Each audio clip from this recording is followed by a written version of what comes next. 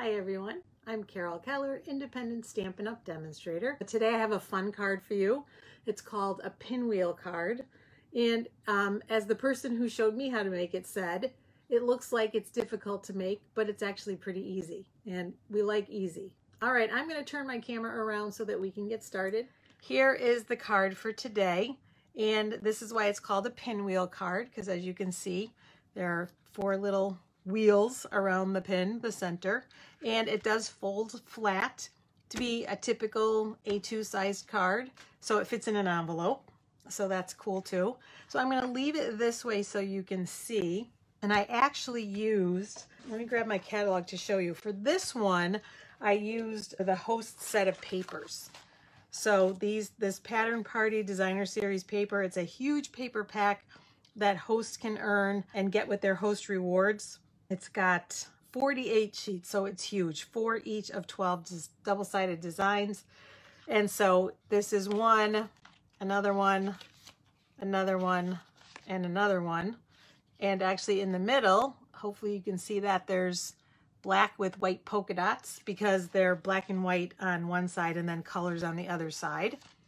So that's what I used for this card, but I'm actually going to use a different paper pack. So let me show you that one too. For this card today, I'm going to use the hand-penned Designer Series papers. So again, really pretty, really springy. I had cut my pool party cardstock and I wanted something that would coordinate with it so I could use it all up.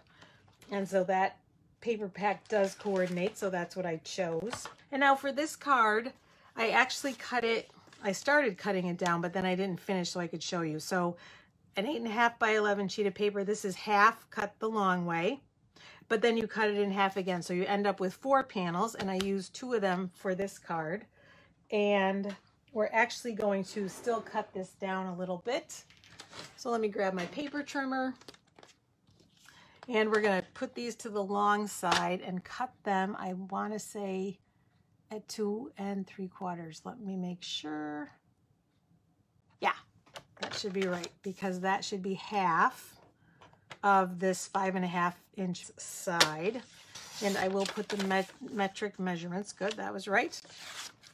Put the metric measurements in my description because the directions I got for metric are a little bit different and probably just a tiny bit easier in that for the metric, you take your long piece and you fold it to make the inside like we have here, but then you also get one of the panels out of it automatically on there. For the way we're doing this one, you make the centerpiece separately and then you add all 4 panels. So it's just slightly different. Oh, and I need my trimmer again because I have a piece of the Designer Series paper from that pack, and it's cut at 4 1/4 by 4 1/4, so it's square. And we are going to, or it might be 4 1/2. I think it's 4 1/4 though. Yes. And we're going to score it. So I'm just going to use my trimmer. We're going to score it at 1 inch intervals. So let's see, what's the easiest way? Let's start this way just so you can see. So 1 inch, move that cutting blade out of the way, and then move it over to the 2 inch mark and the 3 inch mark and the 4 inch mark. So we're going to have just a little bit of overlap, and that is of course going to be used to glue it together.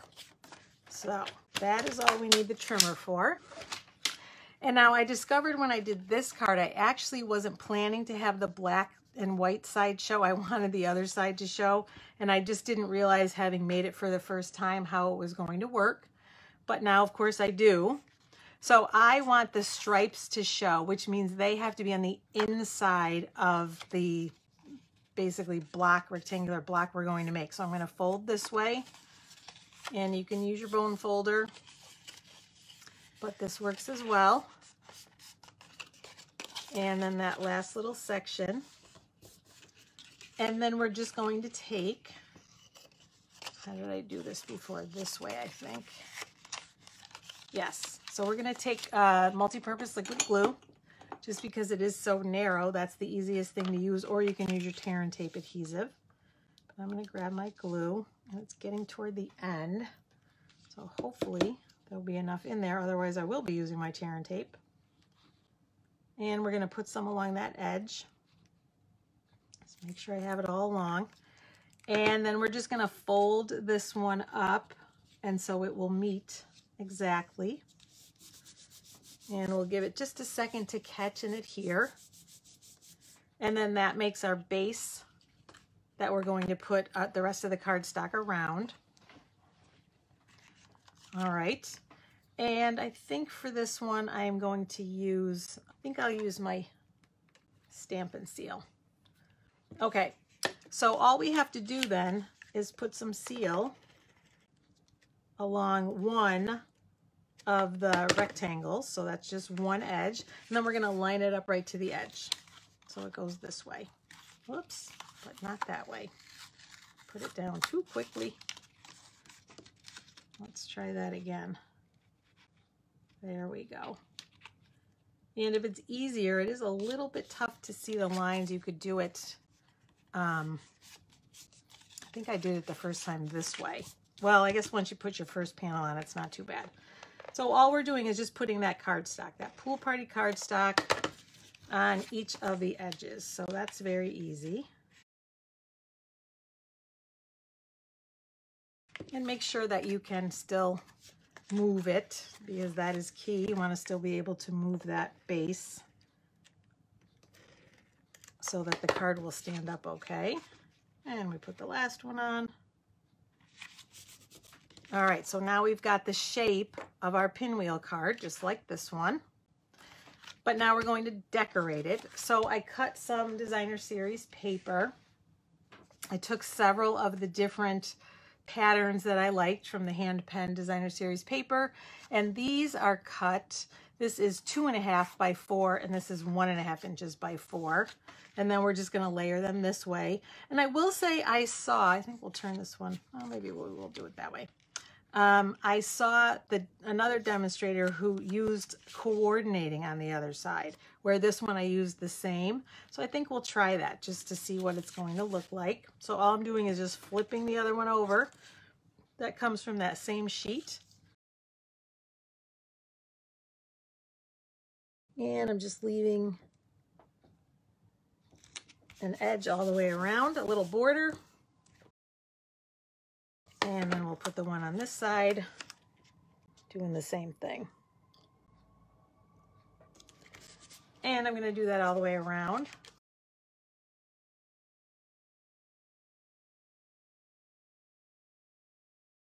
And if you wanted to, you could just do it around 3 sides and use the 4th side just with basic white for your sentiment. So on the back side, I just layered it again with the designer series paper, but you could just skip the designer series paper and use basic white if you want a larger area for your sentiment. So that would be the reason to do that.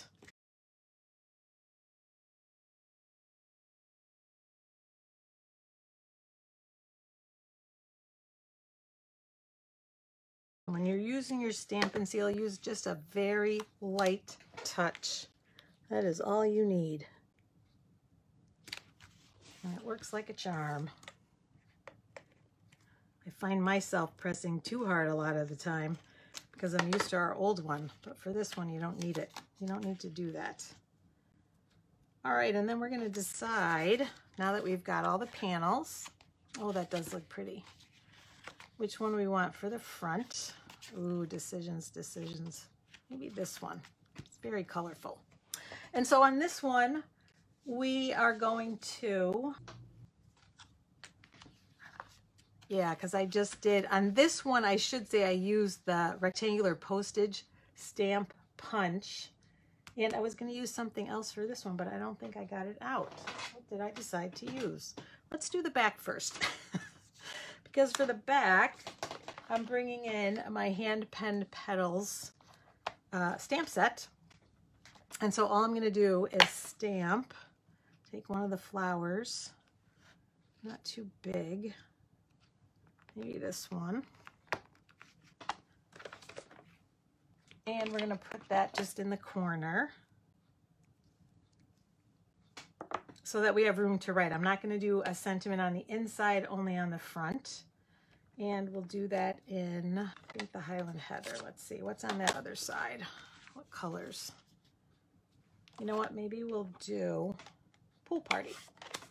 I've got that handy too because I wasn't sure what I wanted to use. And so we'll stamp in the corner. And so then that gives us room to write something. So we'll put that also on that panel. So this one then is smaller than the Designer Series paper, and this one measures 2 1/4 by 3 3/4, so that it will layer right there. So that's our back. And let's see, what do we want to do for the front? I know I want to use the congratulations. I did decide that.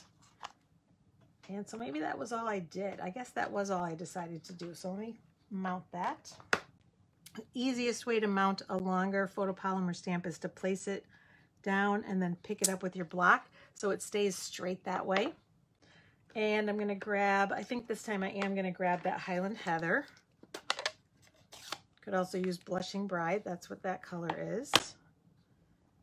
And we're going to stamp congratulations.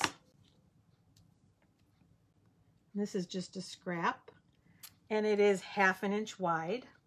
And let me see, hopefully that's not over too far. Let's see, it might be over a little bit too far, because what we're going to do is bring in the Lovely Labels Pick-a-Punch, and I was going to use the little fancier one. And so the smallest or the narrowest one that you can make is 1/2 inch.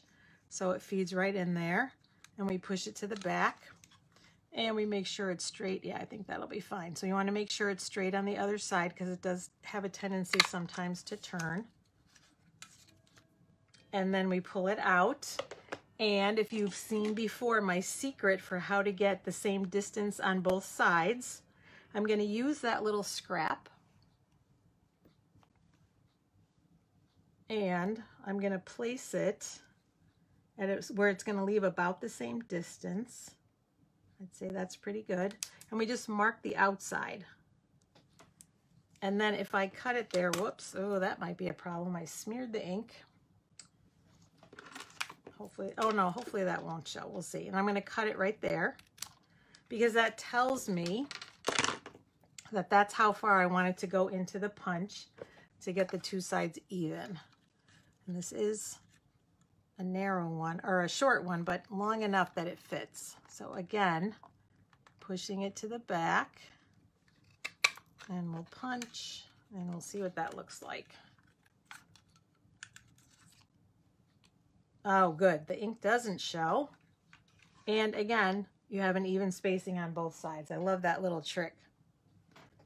And so this one, I think that's what I decided. I was just going to do that on the outside, make it really simple because it's so small.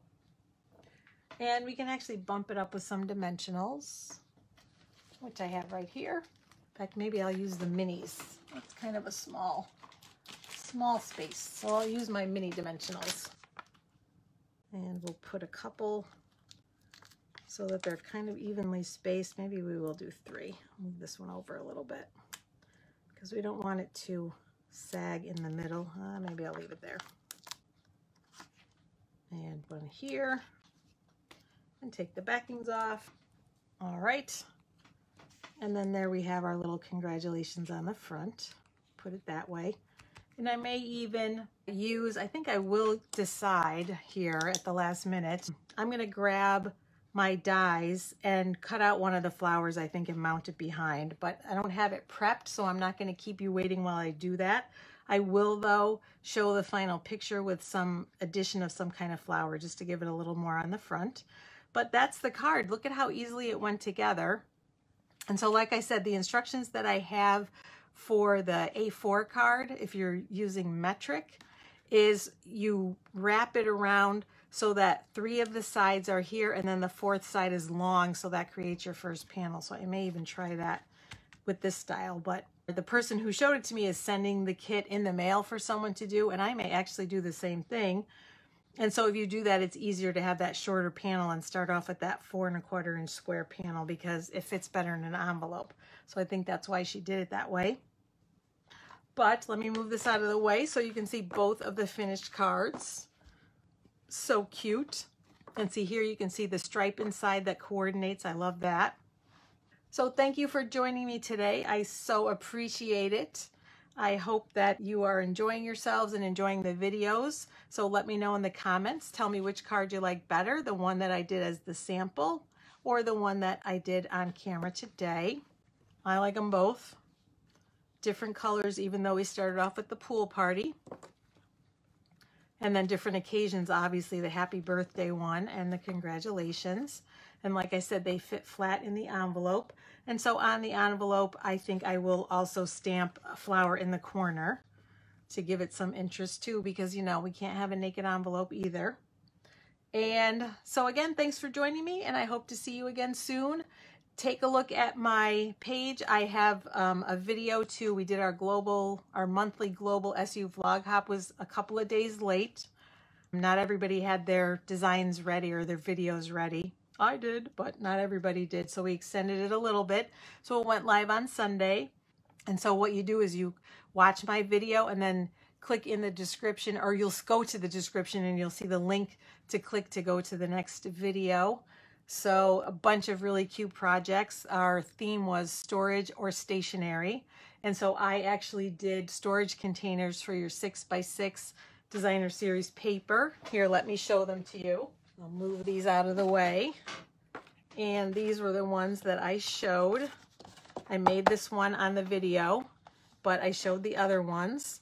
So much fun. It's just a really nice way. It fits 4 full packages of the 6x6 designer series paper. So it's a really nice way to store them. So if you're interested in that, take a look. And the others, most of them have stationery. There's one other demonstrator who has a storage container that holds your multi-purpose liquid glue and tear and tape and dimensionals and glue dots and things like that. So that's a fun one as well. So check those out, and I hope to see you back here again soon. Take care, everyone. Bye-bye.